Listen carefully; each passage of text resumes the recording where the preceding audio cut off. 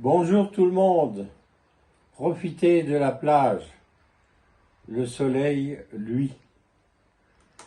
Nous allons essayer d'étudier un éventuel référendum. Macron n'est pas un être froid, calculateur et un dictateur, mais quelqu'un qui essaye de résoudre les problèmes avec le moins d'argent possible. Concernant les retraites. Les retraites coûtent de plus en plus cher à cause de l'évolution de la population, des problèmes extérieurs, et il faudra changer les lois des retraites tous les 5 à 10 ans, pendant 40 ans, jusqu'à ce que les jeunes aient 63, 64 ans. La loi de Macron concerne donc une infime partie des actifs, puisque ce sont ceux qui ont 63, 64 ans. C'est une infime minorité par rapport à ceux qui ont de 16 à 62 ans. Ces jeunes, ou plus ou moins jeunes, ne sont donc pas du tout concernés par cette loi. Cette loi ne semble pas mauvaise pour d'autres raisons, car elle a pour but de s'occuper des gens qui ont une très faible retraite, alors qu'ils ont un loyer de 60 € à payer. Elle s'occupe également des travaux pénibles, et on discute du fait de savoir si les femmes, les hommes ou n'importe qui ont quelque chose de pénible à faire, doivent avoir la liberté avant les autres. C'est un problème super complexe, car comparer un métier à un autre est très difficile.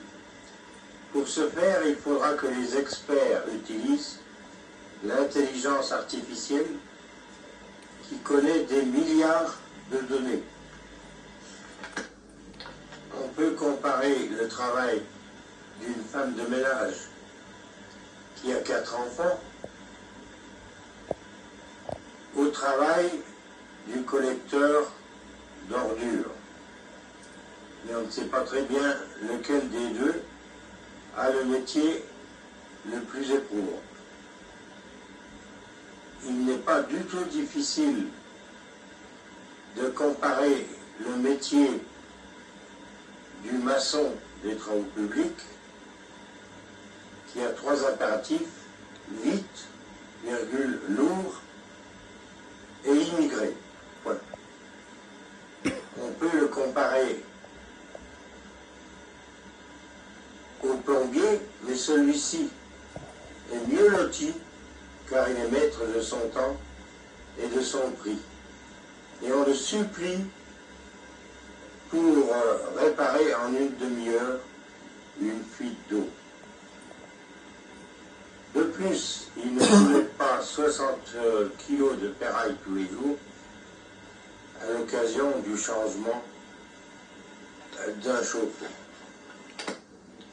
Cette loi n'est sans doute pas complète au point de vue de la différence de pénibilité entre les métiers, car on n'y arrive pas aussi facilement que ça quand on est autour d'une table à discuter politique et autres balivernes.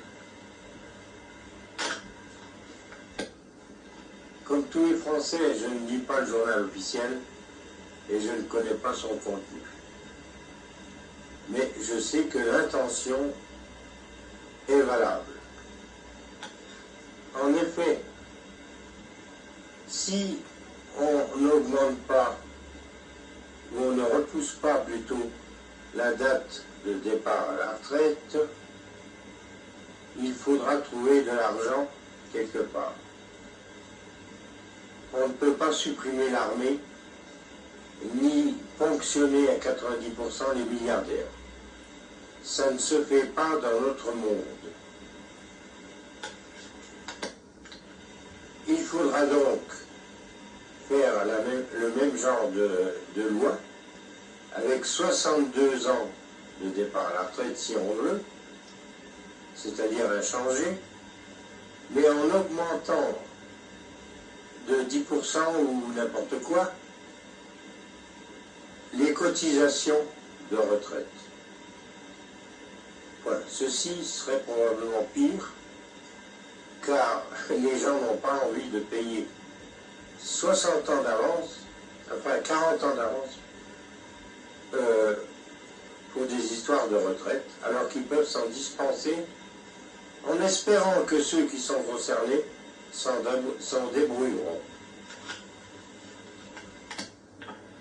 Il y a un autre moyen de résoudre le problème,